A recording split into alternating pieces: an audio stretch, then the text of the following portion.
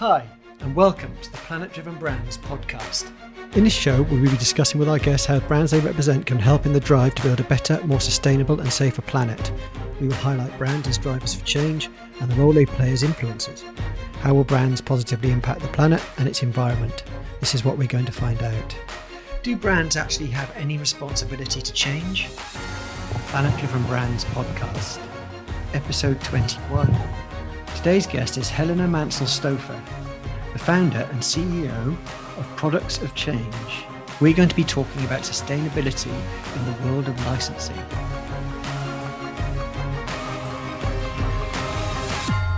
Hi Helena, nice to meet you. I wonder if you could let us know who you are and what you do.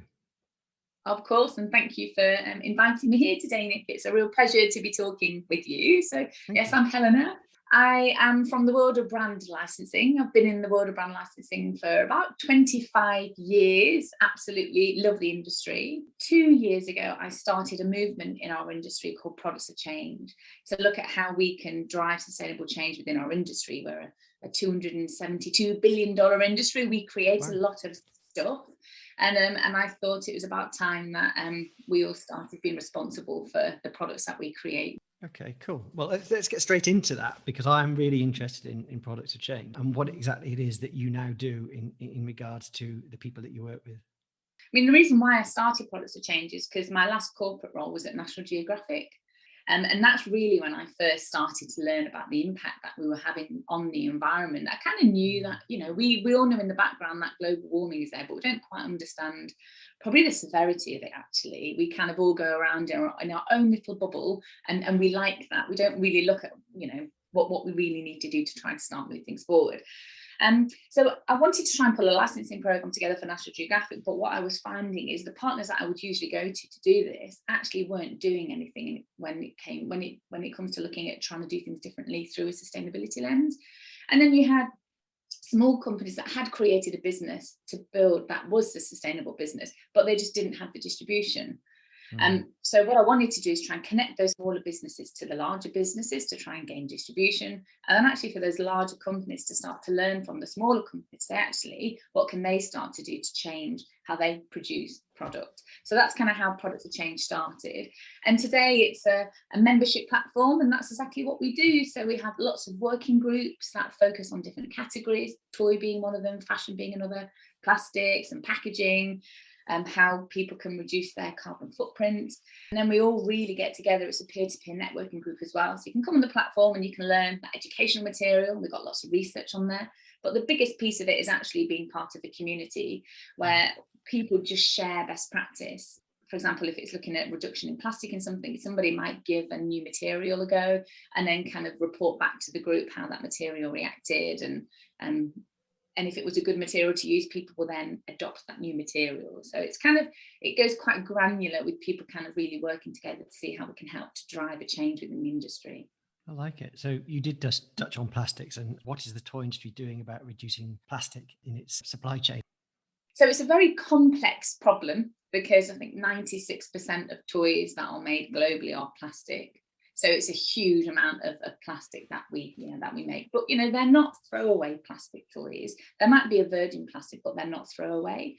And I think what we don't want to do is kind of demonize plastic, because it's how, plastic is an amazing material. It's how we use it, which is wrong. So all the single-use plastic in the packaging, that's wrong. That's kind of what we need to try and figure out, how we find a solution to that first, as we then actually figure out what is the solution to the actual toy. And I think that's going to come later on down the line, because there are some new innovations that are coming out there, but one isn't better than the other. But there isn't a final answer to that, because it's a complex problem, so you need a complex solution. And what a lot of the toy companies have started with is their packaging, and that's totally the right place to start, because that's the thing that the minute the toy comes home, that gets thrown away in the bin. So that is the kind of the unsustainable element of the product.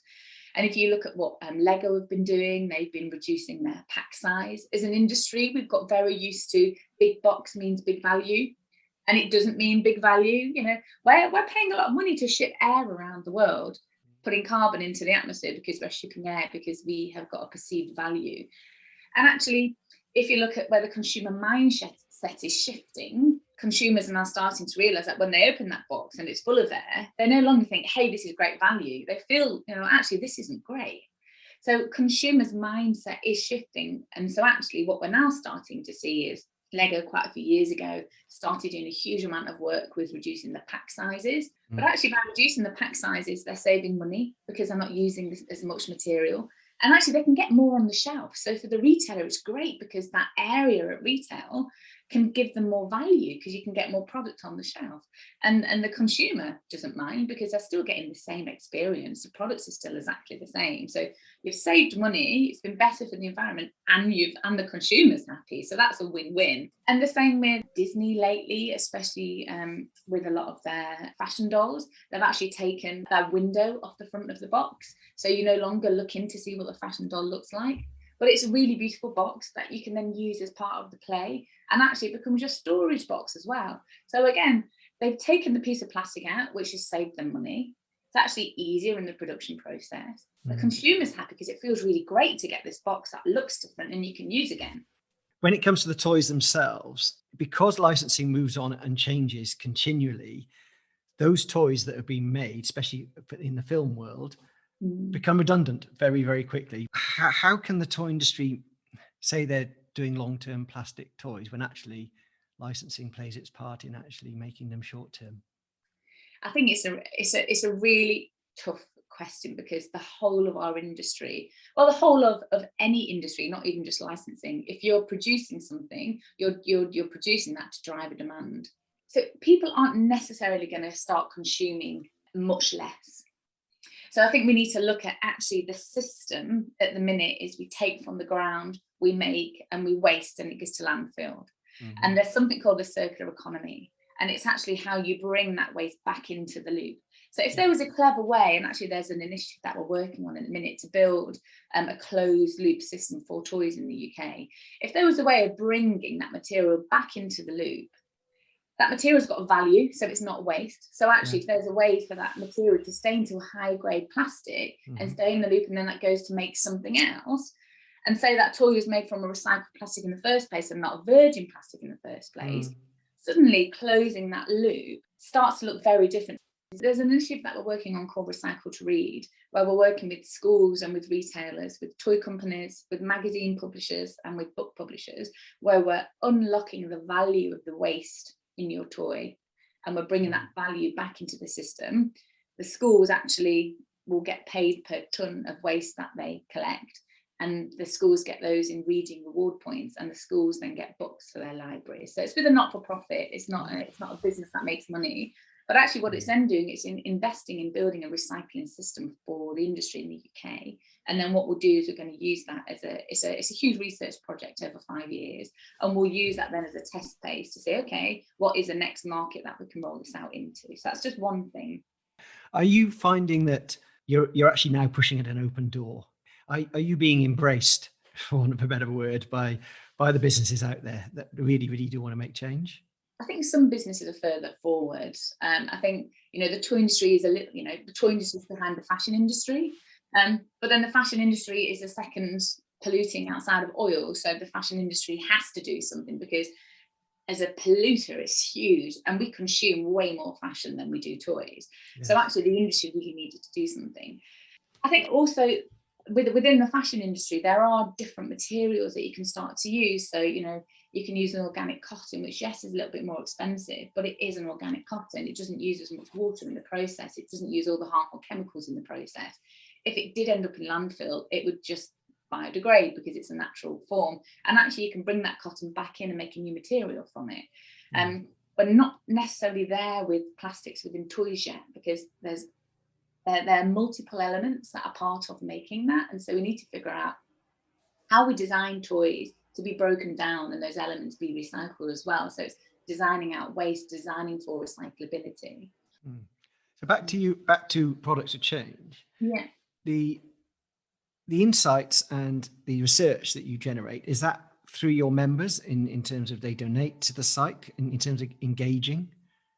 How do you go about that? So members pay for membership, a yearly fee, which is £165 a person. So it was very low entry. And we did that because we wanted a sole trader to be able to access a site and a large company. We didn't want it to be elitist, that if you can afford to pay to be part of it, then you can, because we feel that as an industry, yes, you've got huge players, but there's hundreds and thousands of smaller businesses that are part of our industry that should be part of this conversation too.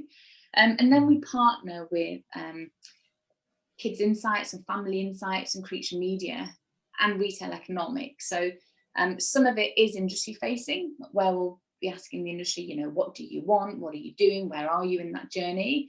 We know that when we did the Sustainability and Licensing Conference last year, which is the conference that we run each year to help educate the industry, only 22% of the audience knew what the 17 Sustainable Development Goals were. So, 100% of that audience knew by the end of that, and we're doing a lot more. So actually what we found is people wanted to learn, but actually the knowledge base was really low. So it's just how we point people in the right directions to help people learn more. Give me the 1, 2, or 3, however many you'd like to, key areas where you see change in the next 3 to 4 years. So I do see massive change in licensors being responsible for the products that are put out on the market through their licensing teams.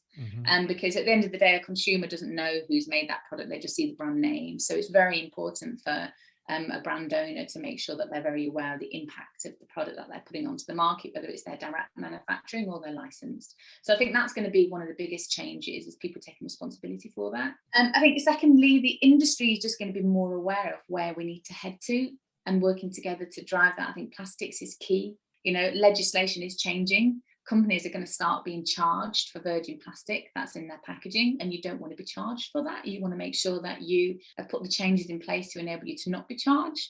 So we are going to see a lot more legislation coming through, and at the minute it's focused on plastics, but actually when you look 3, 4, 5 years ahead, there will be tax on what you take from the ground. So the fashion industry will be taxed in a different way. There's a lot more coming. I think even just having a basic knowledge of why we need to make the change is just really important, because once you start to do the small things in your business, people are amazed just how it makes them feel, first of all, to do the right thing, and the cost savings that are involved in that as well. And it kind of gives you the energy to keep moving forward to those bigger fundamental shifts that need to be made. So to me, I just start that journey.